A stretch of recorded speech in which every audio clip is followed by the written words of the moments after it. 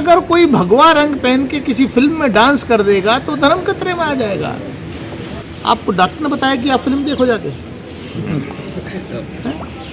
वो कलाकार का काम है, वो अपनी कला का प्रदर्शन कर रहे हैं। वाह या हरा, किसी का पेटेंट नहीं है।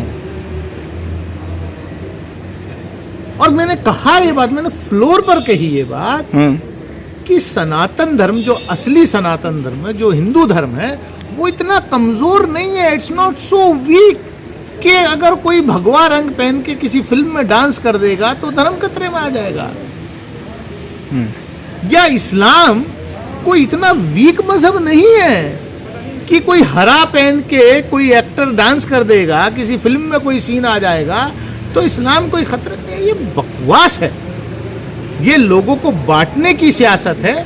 खाली जिन लोगों का, जिन कलाकारों का हिंदी फिल्म इंडस्ट्री पर एक तरीके से उनका झंडा बुलंद रहा है, उसको डिसलॉज करने की ये राइट विंग फोर्सेस की एक कोशिश है। बेशर्म रंग कहा गया है, इस पर सवाल इस पर उठ रहा है। देखिए, कला जो है, आपको डॉक्टर ने बताया कि आप फिल्म देखो जाके। वो कलाकार का काम है, वो अपनी कला का प्रदर्शन कर रहे हैं। शायद उनकी इस बेशर्मी को देखते हुए ही कि भगवा पहन करके इतने बेशरम डांसेस किए, इसीलिए भारतीय जनता पार्टी के नेतृत्व ने ऐसे कई लोगों, कलाकारों को अपनी पार्टी ज्वाइन कराई, उनको टिकट दिया, उनको मेंबर पार्लियामेंट बनाया, मिनिस्टर्स तक बनाया।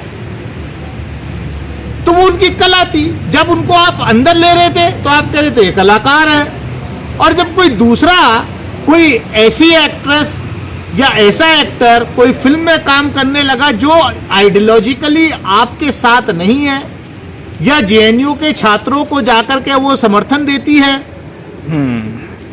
तो इसलिए आपको बुरा लग रहा है।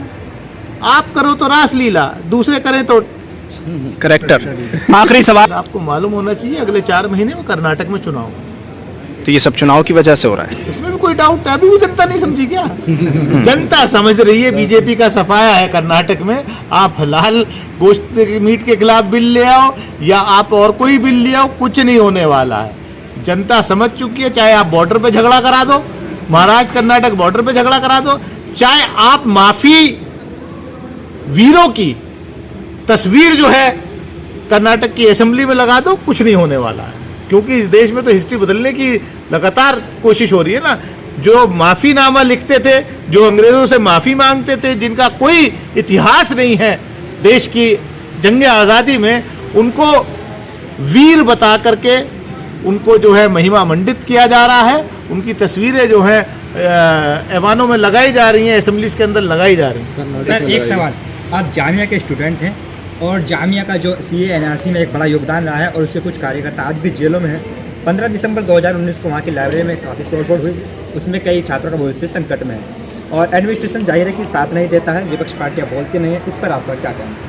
देखिए, जामिया मिलिया इस्लामिया आज़ादी से उपजा हुआ एक पौधा था, जंगी आज़ादी की लड़ाई से उपजा हुआ एक पौधा। और जब इस मुल्क पर संकट आया, इस मुल्क के सेकुलरिज्म पे, इस मुल्क की डेमोक्रेसी के खिलाफ जब ये सरकार ऐसा बिल लेके आई जो कॉन्स्टिट्यूशन के, हिंदुस्तान के सेकुलर स्ट्रक्चर के खिलाफ था, तब जामिया के ही स्टूडेंट्स ने पूरे मुल्क को, पूरी दुनिया को आईना दिखाने का काम किया। वी मस्ट सैल्यूट देम कि सबसे पहले जामिया में वो तहरीक शुरू हुई। अब जाहिर सी बात है, उनको पनिश करना था, इसलिए मैंने खुद पार्लियामेंट के अंदर मैंने तो कहा, मैंने कहा स्पीकर साहब, पूरी दुनिया के सामने अगर वो वीडियो आ गई तो आप शर्मसार हो जाएंगे हिंदुस्तान की, किस तरीके से छात्रों के ऊपर लाठीचार्ज हुआ लाइब्रेरी के अंदर घुस के। लेकिन ठीक है, ये प्रोसेस है, चल रहा है। अब जब लड़ाई लड़ी जाती हैं तो जाहिर सी बात है कुछ ना कुछ कुर्बानियाँ दी जाती हैं। बहरहाल हम लोग उन ऐसे सब स्टूडेंट्स के, फॉर्मर स्टूडेंट्स के जो इस आंदोलन में शामिल थे, उनके साथ हैं, उनकी आवाज़ को हम लगातार उठा रहे हैं और ये दौर है, ये निकलेगा।